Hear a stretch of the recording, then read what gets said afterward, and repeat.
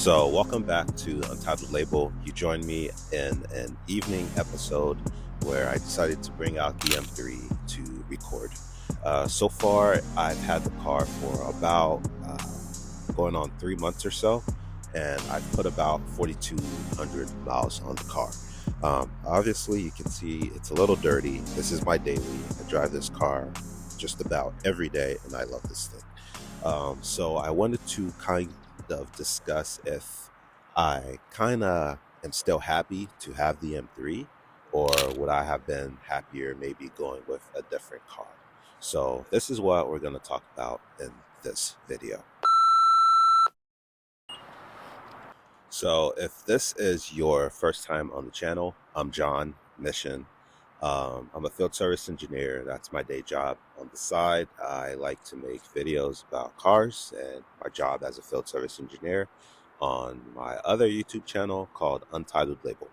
So I'm going to talk about a few things that I initially loved about the M3 and how I feel about those things now. So you're joining me as we start on the back. So the back end, the white fenders, that's something that I still definitely love.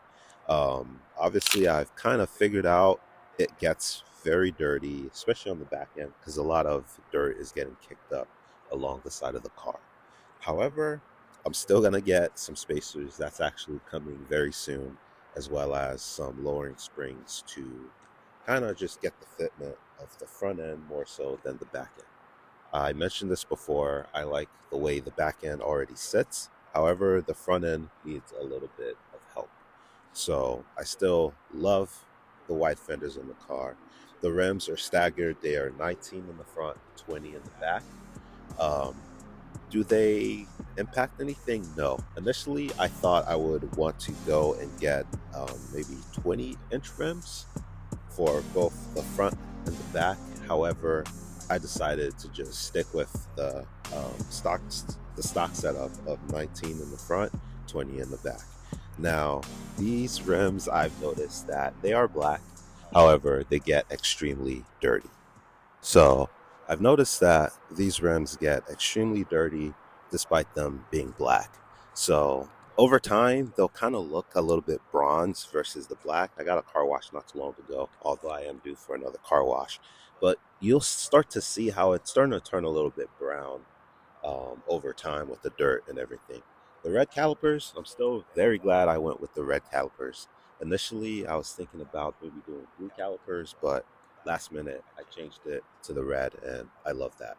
It's got that little classic style. I think it's a common theme. You have the black and the red, not so much the black and the blue.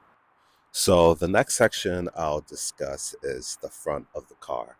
You might have heard me before mention that the front of the car is something that I wasn't exactly thrilled about, with the big grills in the front. I'm kind of not necessarily mad, disappointed we lost the hood bolsters in the front of the hood.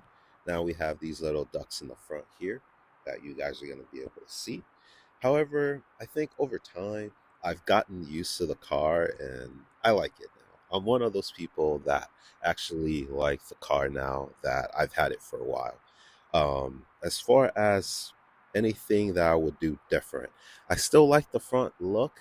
Initially, I was thinking about getting maybe some splitters, but since I'm going to be lowering the car just a slight bit, I think as a casualty, those splitters are going to be getting ran through, just being honest. I am probably going to add a little bit of protection underneath just to avoid scraping, since I am going to be dropping the car just a smidge on the front. On the inside of the car, it's probably my favorite section, I guess, the favorite atmosphere about the car. Again, I'm coming from a 2011 335i.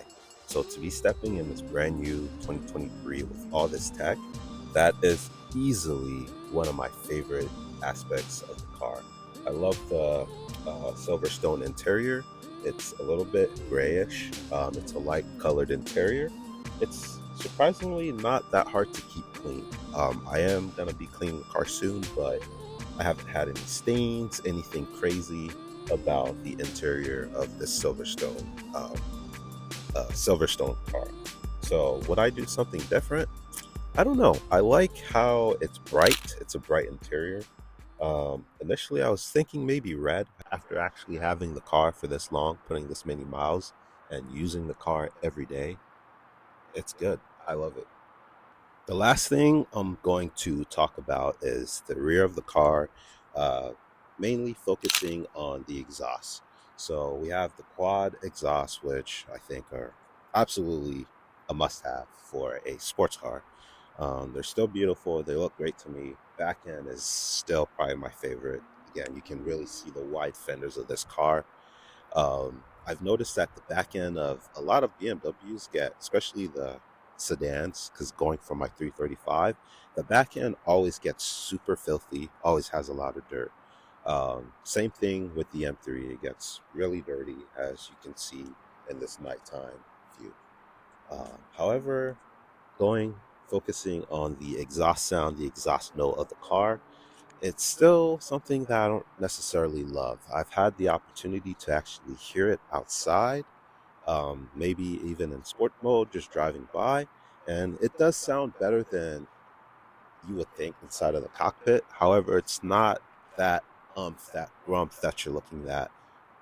It's not that that you're looking for that you may get from probably a Mercedes, or maybe even more so American, maybe even a Cadillac per se, if you're comparing the M3 to the car. So I hope you guys enjoy these few things about the car that were kind of important to me, that are still important, and pretty much how I feel about them, if that makes sense.